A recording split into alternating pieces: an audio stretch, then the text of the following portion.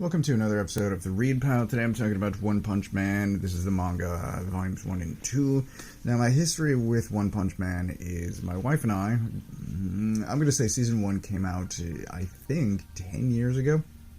And I heard from basically all of my friends that One Punch Man, the show, was amazing. And I did not watch it right away, but at some point the recommendations became overwhelming, and I said to my wife, I would like to try this show. And we watched it, we loved it. Many years later, it seemed like, there was a season 2, and we watched that. Praise was not as universal for that, but after season 2, I'm like, I would like to start reading the manga. I asked her if she already owned it. She said yes to some, I don't fully remember, but she got the manga. Basically, I was, at that point, unsure if we were going to get a season 3 or not, because season 2 was just not as well liked as season 1. I'm like, I would like to know more of this story, and manga was the one way in which to do it at that time. Now, we are getting season 3, I believe, this year at some point, and I'm excited for that, but I'm caught up on Dragon Ball Super and Sakamoto Days, and I was looking for something else to read, so I jumped into this, and could not be happier. Now, I said all that stuff at the beginning to get to this point, which is, I watched season 1 years ago, I watched it only the one time, and I don't know. There are changes between what I remember and the manga, and I don't know if the show changed things in the adaptation, or left certain things out, or added things, or my memory is just spotty. It could be a combination of all three, but reading this, some of it seems familiar, some of it seems new, and I loved every second of it. Now, I'll say this too.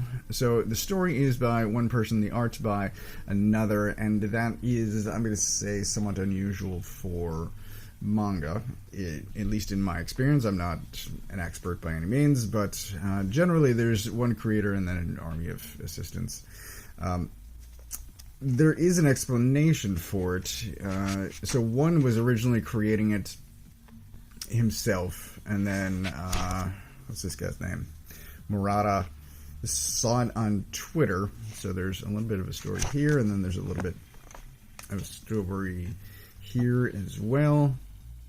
So he saw it on Twitter and asked to be the one to draw it.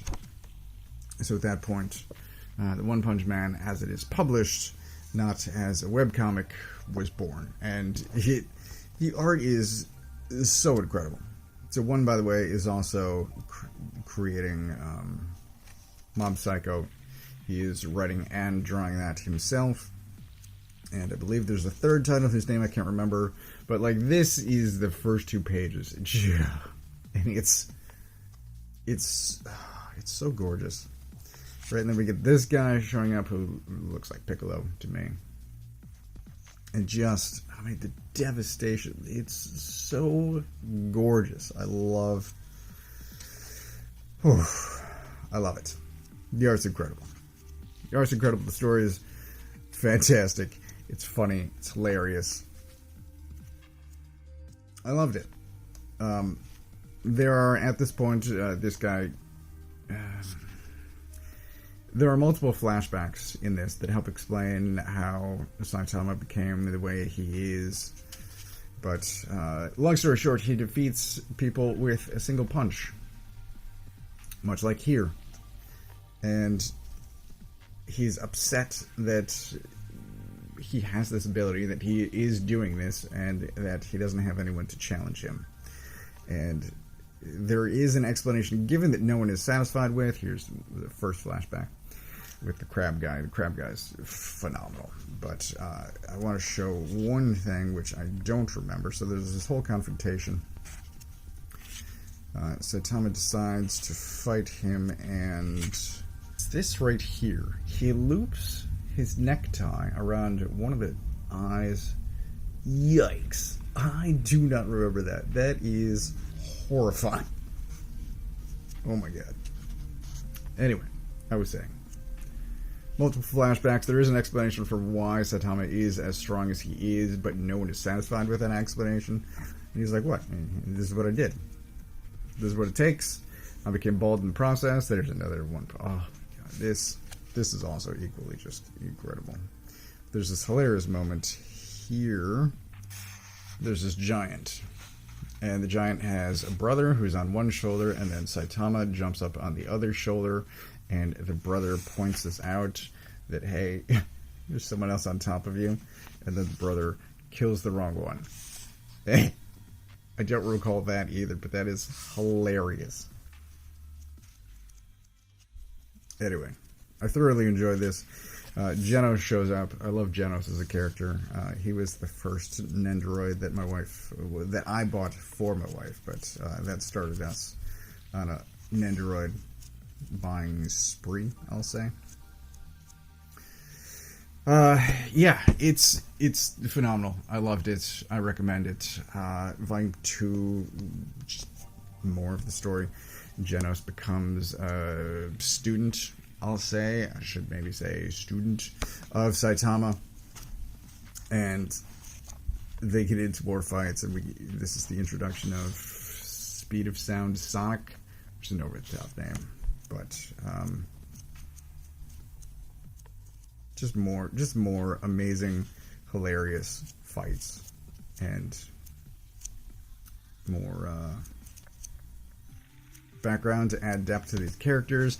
And there was the kid with the butt chin who shows up in Volume 1 in a flashback, and then there's a story explanation for the creation of a Superior Association that involves that kid, and like the amount of stuff that Saitama is doing that he's unaware of it's great. It's great. I love it. I'm looking forward to reading more. So at this point there are 26 volumes. I think we're missing a couple. So they might be in the house, but not grouped together. I'm not sure if we need to buy them or whatever. But at this point there are 26 volumes, which would account for 13 weeks, which is a quarter of this year if I do all the videos. But I'm very much looking forward to reading more of this, and I think my wife is going to read this at roughly the same time as I do, so then I'll have someone to discuss it with and just talk about, oh my god, look at this, how awesome this is. I'm looking forward to that too. Much like Sakamoto Days, we do have the new one, Volume 15, which neither one of us have read yet, but I don't know if I'm waiting for Volume 16 or not. So that's where I'm at. There should be a bunch more One Punch Man videos coming, and I'm still reading older stuff. I will do Read Pile videos as things... There was one, so I was reading The Surrogates, and it's a 2-volume series. There's The Surrogates, which became the Bruce Willis movie of the 2000s.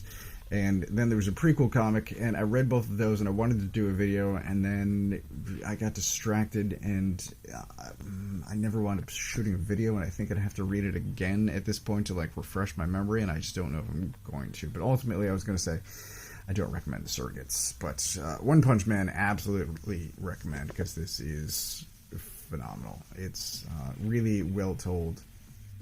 Art's great, stories great, and... it's funny. It's action-packed. It's awesome.